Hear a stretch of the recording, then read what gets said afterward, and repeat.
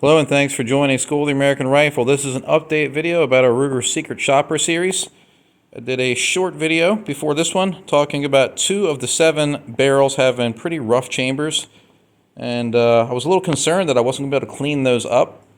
The gauging didn't find anything wrong, but the chambers had some really rough surface finish on them.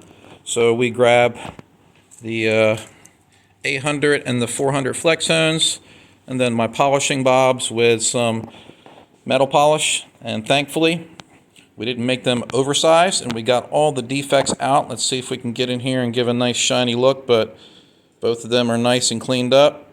No deep grooves anymore. It's important that you have a smooth chamber.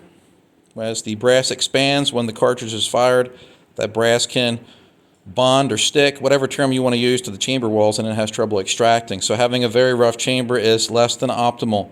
So thankfully these don't have to go back to Ruger. We can continue on with the series. The uppers and lowers are with the engraver right now, getting laser engraved, so we won't have our final part left to do until we get those back. But I just wanted to show we were able to get these things up and running. We also did the feed ramps. And it's hard to see, but they are a mirror finish. Let's go over to the barrels.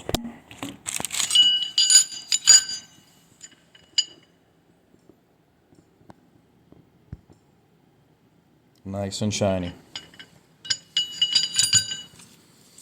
Smooth feed ramps help keep less debris from the cartridges as they're feeding and extracting out of the gun, and it also imparts less damage on the projectiles as it feeds in chambers, which can contribute to better consistency on target.